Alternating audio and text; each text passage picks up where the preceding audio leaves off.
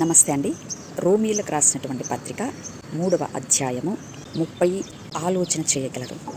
ఆయన సున్నతి గలవారిని విశ్వాస మూలముగాను, సున్నతి లేని వారిని విశ్వాసము ద్వారాను నీతిమంతులుగా తీర్చును.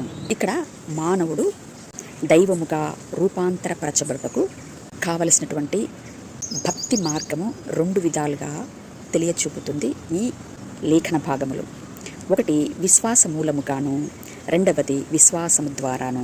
మొదటిది విశ్వాస మూలముగా అనేటువంటి విషయము ఆలోచన చేసినట్లయితే, దేవుణ్ణి విశ్వసించేటువంటి వారు చేసినటువంటి అతిక్రమములకు పరిహారము చెల్లిస్తున్నటువంటి కాలక్రమములో యుక్త కాలమున వారి దోషములు వారిపైకి వచ్చినప్పుడు లోబడని తమ హృదయములు లొంగినవై, తద్వారా కలిగినటువంటి కనికర హృదయము వలన ప్రయాసపడి భారం మోసుకొని పోతున్నటువంటి కాలఘట్టంలో ప్రాణం నీరైపోతున్నటువంటి క్షణమున సంపూర్ణ శరణాగతి కోరినప్పుడు ఇట్టి వీరికి దేవుడు తన కుమారుడిని పరిచయం చేయడం జరుగుతుంది.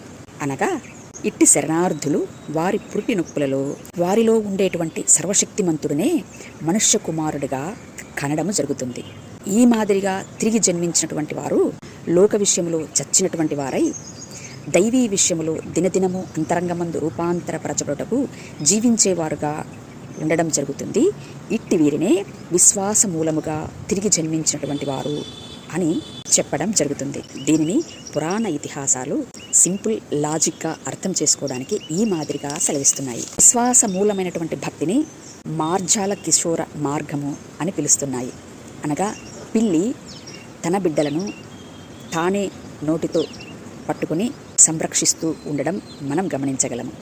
అనగా ఇక్కడ గురువే తన శిష్యులని పట్టుకుని ఉండేటువంటి స్థితి.